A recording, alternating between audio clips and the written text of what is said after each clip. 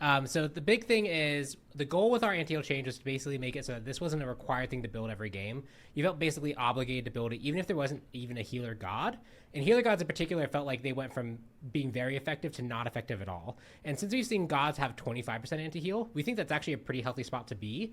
And in game modes, especially where you're grouped up a lot more regularly, so arena and assault, where you can actually have 5 people all grouped up to get maximum Guan Yu healing, maximum Sylvanas healing.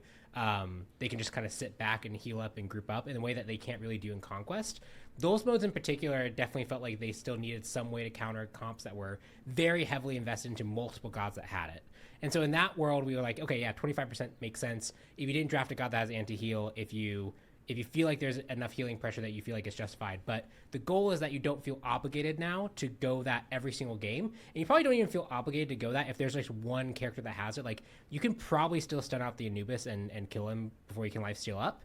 But if there's an Anubis and a Guan Yu and an Aphrodite, and there's another character in the game that built all the healing items, and there's a mushroom on the ground, like, okay, yeah, now it's time to get the anti-heal. Yeah, and this does not stack with the god inherent anti-heal. I was going to ask that question. It's all the Sobek same. 3, for example. Yeah, so if you already have a god that's providing that, or if you're playing a god that already provides anti-heal, you probably aren't going to want to build this. But this lets you, if your team comp just doesn't have access to anti-heal and you find out you need it, you can get there, right? Or if you need an extra source because the fights are being split and, you aren't anti-healing the right people as a part. So I think that this is a much more healthy, sustainable, long-term vision of anti-heal for the game because, it's not like you can be anti-healed up to 100% the way it used to be.